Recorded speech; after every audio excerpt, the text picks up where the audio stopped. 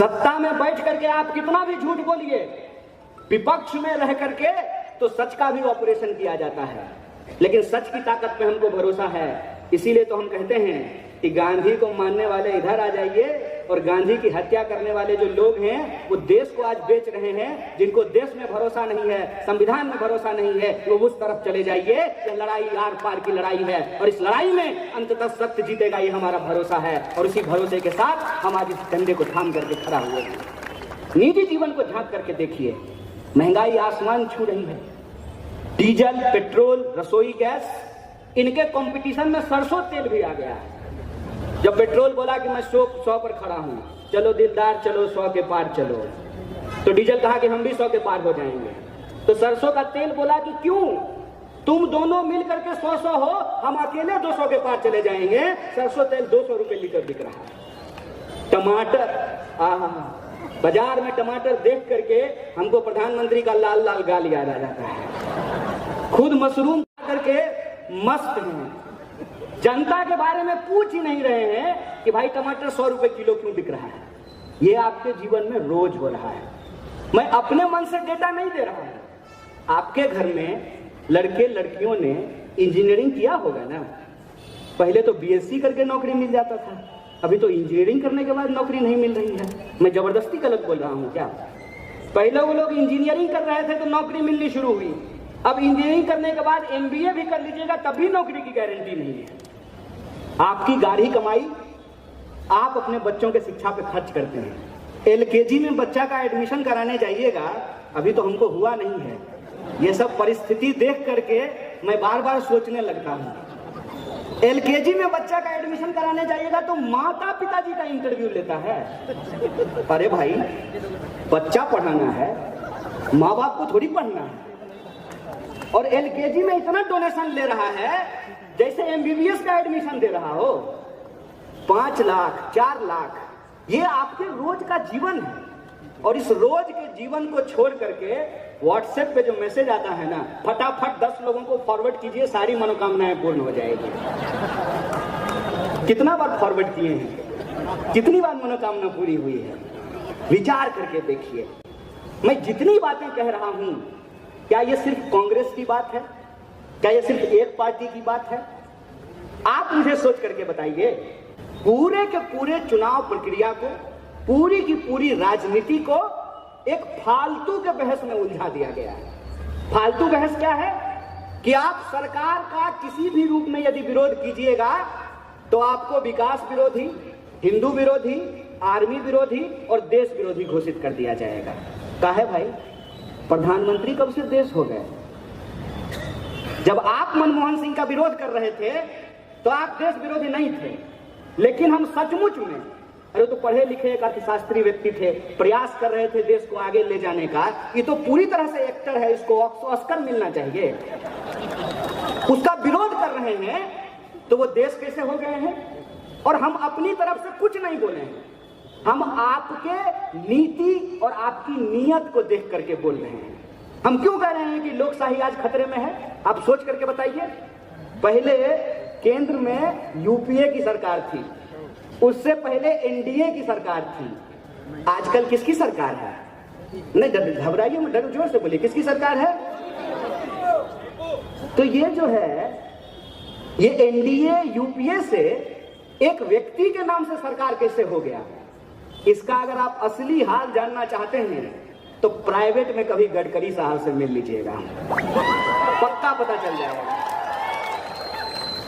पक्का पता चल जाएगा। मैं बता देता हूं आपको। क्या आपको क्या लगता है ये ऐसे ही हो गया है और इससे इस देश के पॉलिटिकल कल्चर पे कोई प्रभाव नहीं पड़ा है? बिल्कुल पड़ा है। जो ही केंद्र में मोदी सरकार हुआ है, हर राज्य में अब उस राज्य के मुख्यमंत्री के नाम से सरकार चल रहा है। आप सोच करके बताइए कि आपके राज्य में सिर्फ मुख्यमंत्री हैं तो ये जो 2 लोग यहाँ मंत्री बन करके बैठे हुए हैं क्या करते हैं? इनका कोई काम होगा ना, ये भी कुछ करते होंगे ना, इनका भी कोई मंत्रालय होगा ना। तो आपके दिमाग में कौन सी पिक्चर गढ़ने की कोशिश की जा रही है, आप इसको समझिए। और वो जो पिक्चर है, वो पिक्चर लोकतंत्र विरोधी मानसिकता है।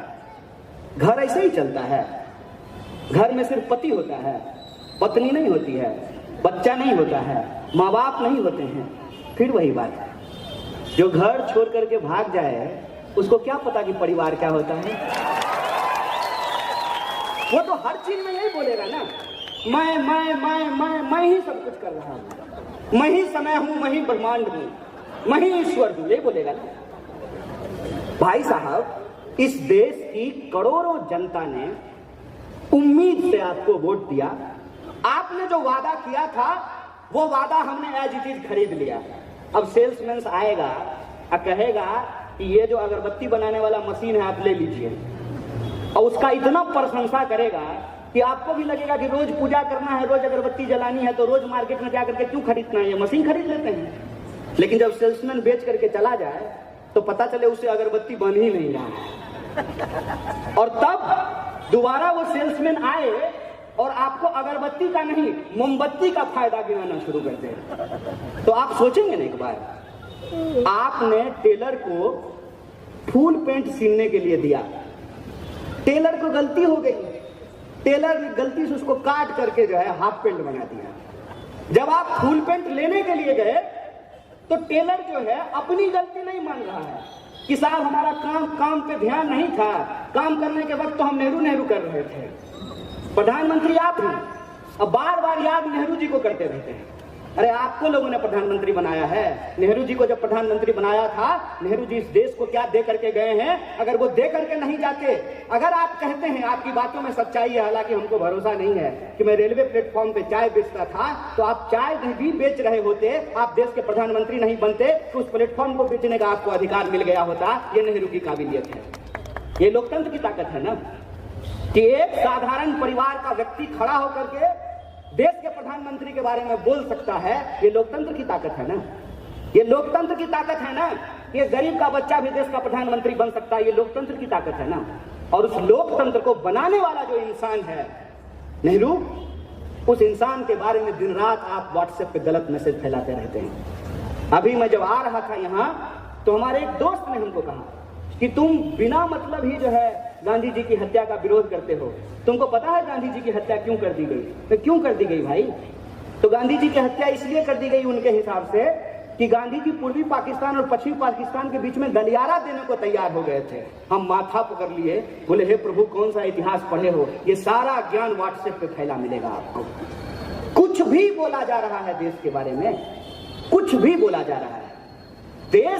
देश के लोगों से बनता है, और आपसे पूर्व के जो नेता थे उन्होंने लोकतंत्र की हत्या नहीं की थी, उन्होंने लोकतंत्र को जिंदा रखा, और उस लोकतंत्र को जिंदा रखने का ही नतीजा है कि आज हम खड़ा होकर के सवाल कर पा रहे हैं। इनको लगता है कि कुछ लोगों को पकड़ करके जेल में डाल देंगे, यूएपीए लगा देंगे तो लोग बोलना बंद कर देंगे। तो ऐसा हम भारत के लोग हैं, 200 साल की अंग्रेजों की गुलामी के खिलाफ लड़े थे, तो आपके खिलाफ भी डट करके लड़ सकते हैं। ये हमारा चैलेंज है, ये हमारी चुनौती है, इसको याद रखिएगा।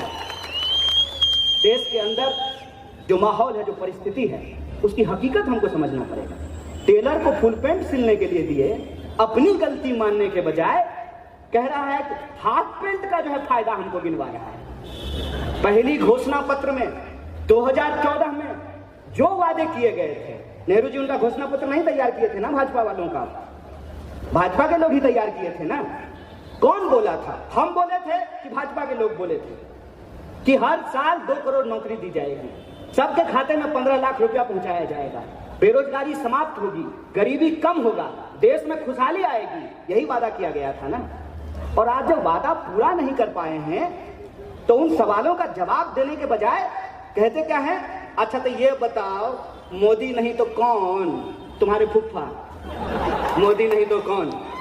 ये बात पहले पूछे थे, मोदी नहीं तो कौन? लोकतंत्र में कभी भी विकल्पहीनता की स्थिति नहीं होती है, लोकतंत्र में विकल्प होता है। लोकतंत्र अगर बचेगा वो अपना विकल्प भी ढूंढ करके निकाल लेगा। इनकी साजिश ये है कि ये अभी केंद्र सरकार को मोदी सरकार बोलना शुरू किए हैं, एक एक करके इस देश के इंस्टीट्यूशन के ऊपर अटैक कर रहे हैं। और मैं आपको गिनती के साथ बता सकता हूं, पार्लियामेंट की एक भी कमेटी काम नहीं करती है। किसान बिल जब आया तो क्या किसान बिल को किसी भी पार्लियामेंट की कमेटी में भेजा गया था? पार्लियामेंट में कोई बहस हुआ था? और किसान बिल जब वापस लिया गया तब भी पार्लियामेंट में कोई बहस हुआ क्या? और क्या कहते हैं टीवी पे आकर के कि विपक्ष बहस नहीं करने देता है। उस पत्रकार को पूछना चाहिए, देवी जी एक बार में कितना बार चापलूसी कीजिएगा? 5 मिनट पहले कहते हैं आप उसी शो में, ध्यान से देखिएगा, 5 मिनट पहले उसी शो में आप कह रही हैं कि विपक्ष कमजोर है, और उसी शो में 5 मिनट बाद बोलते हैं कि विपक्ष पार्लियामेंट नहीं चलने दे रहा है। बताइए दोनों बात एक साथ हो सकता है कि एक तरफ विपक्ष कमजोर भी है और दूसरी तरफ विपक्ष